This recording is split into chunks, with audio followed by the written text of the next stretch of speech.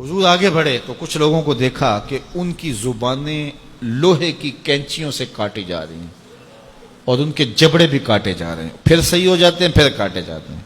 جبریل امین سے حضور نے پوچھا یہ کون لوگ ہیں؟ تو عرض گزار ہوئے ہاؤلائی خطباء الفتنہ، یہ آپ کی امت کے فتنہ پرور خطیب ہیں جن کی زبان سے نکلتے ہوئے انگارے قوم میں آگ لگا دیتے تھے اور لوگوں میں تفریق، تشدد اور افتراق کے بیج بوتے تھے۔ یہ منبر اور محراب کی ذمہ داری انتہائی حساس ذمہ داری ہے۔ یہ خلق خدا کی اصلاح اور امت محمدیہ کو جوڑنے کا ذریعہ ہے۔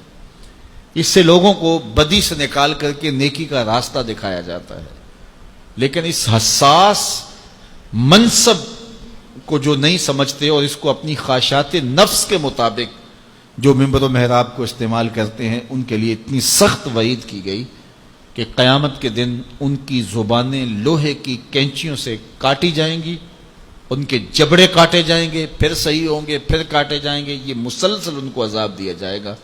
تو حضور نے پوچھا کہ کون ہیں؟ تو کہا یہ آپ کی امت کے فتنہ پرور خطیب ہیں۔ اللہ اکبر، جو کہتے تھے ان کا اپنا عمل اس پہ نہیں تھا۔ تو اپنا عمل جب خود ہم اس پہ نہیں رکھیں گے تو وہ اثر انداز نہیں ہوگا۔ بعض لوگ ہمارے پاس آتے ہیں، جناب یہ بچہ ہے اس کے لیے دعا کر دیجئے، یہ نماز پڑھے۔ چلو میں نہیں پڑھتا، ہم نہیں پڑھتے، یہ تو پڑھیں۔ تو میں کہتا ہوں یہ کیسے پڑھیں؟ آپ خود پڑھیں، گھر میں مصلی بچھائیں تو خود بخود اولاد کو ترغیب ہوگی۔ ہاں، زندوں سے مردہ، مردوں سے زندہ، ایسی مثالیں بھی ہیں۔ حضرت نوح علیہ السلام کے گھر میں بھی نالائق بیٹا پیدا ہو گیا۔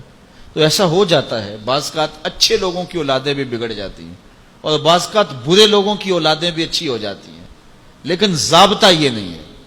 یہ کبھی کبھی ہوتا ہے۔ ضابطہ یہ ہے کہ اچھے لوگوں کی اولادیں اچھی ہوتی ہیں، برے لوگوں کی اولادیں بری ہوتی ہیں۔ جو ماں باپ کا عمل ہو اس کا عکس اولاد پہ پڑتا ہے، اچھا ہے یا برا ہے۔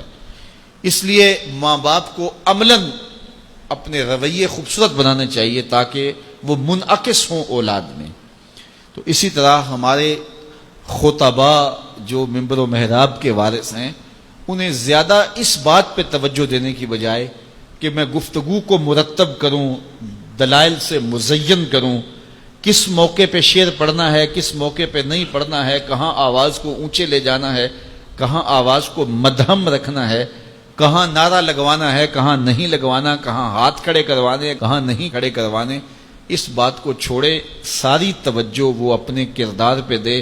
پھر کردار کے اندر سے پھوٹ کر جو گفتگو نکلے گی وہ ٹوٹے لفظ بھی ہوں گے، دلوں کو جوڑ دیں گے۔ اشہد بلال عند اللہ اشہد، بلال کا اشہد ہی وہ دھوم مچا دیتا ہے کہ لوگوں کا اشہد بھی وہ دھوم نہیں مچاتا جو بلال کا اشہد دھوم مچاتا ہے۔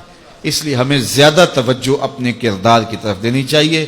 اقبال نے کہا تھا واعظ قوم کی وہ پختہ خیالی نہ رہی، برق طبعی نہ رہی، شعلہ مکالی نہ رہی، رہ گئی رسم آذاں روح بلالی نہ رہی، فلسفہ رہ گیا تلقین غزالی نہ رہی، مسجد مرثیہ خواہیں کہ نمازی نہ رہے، یعنی صاحب اوصاف وہ حجازی نہ رہے۔ تو آج ہماری گفتگو تو زیادہ ہے، جتنے چینل چل رہے ہیں، یہ ماہر سے عام آئے گا تو کیسے کیسے نکلیں گے دین سکھانے والے۔ اب تو سارا سال جو لوگوں کو ڈانس سکھاتے ہیں، رمضان میں وہ دین سکھانے آ جاتے ہیں، اور کیسے کیسے روپ اور کیسے کیسے چہرے جو ہیں وہ میڈیا کے اوپر بیٹھے ہیں، وہ سارے دین سکھا رہے ہوتے ہیں، لیکن کوئی ایک بھی نہیں سیکھ پاتا، اس لیے کہ دین لفظوں سے نہیں سکھایا جاتا، دین عمل سے سکھایا جاتا ہے۔ میرے اور آپ کے آقا و مولا کی ظاہری زندگی اس دنیا کے اوپر جو حضور گزار کے گئے ہیں کتنی ہے؟ 63 سال۔ 40 سال تک حضور نے اعلان نبوت ہی نہیں کیا۔ یار کسی کی ذمہ داری ہے پوری دنیا کے اوپر اسلام غالب کرنا، حضور کا یہی کام تھا نا، پوری دنیا کے اوپر اسلام کو غالب کرنے کے لیے آئے تھے، اور تیزی کے ساتھ وقت گزر رہا ہے۔ 40 سال گزر گئے، ابھی تک دعوت دین ہی نہیں دی، اعلان ہی نہیں کیا۔ کہا محبوب 40 سال تک تیرے کردار کا سحر ان کے سینوں میں، ان کی روحوں میں اتر جائے، پھر آپ بولیں گے تو پھر کردار کی چمک اور روشنی اتنی ہوگی تیری بات کا انکار نہیں کر سکیں گے۔ تو 40 سال تک حضور کے کردار کی چمک لوگوں کو جو ہے وہ اپنی طرف بلاتی رہی، اور پھر 40 سال کے بعد حضور نے جو ہے وہ کوہ صفا پہ سب کو بلایا اور بلا کے کہا لوگوں اگر میں کہوں کہ اس پہاڑ کی دوسری جانب سے ایک لشکر آ رہا ہے جو تمہیں کچل کے رکھ دے گا تو میری بات مان لو گے؟ انہوں نے کہا نظر نہ بھی آیا تو کہیں گے ہم اندھے ہیں تم سچے ہو. تو کہا میری سچائی پہ اتنا یقین ہے تو پھر مان لو اللہ ایک ہے. تو یہ کردار تھا جس نے لوگوں کو ماننے پہ مجبور کر دیا.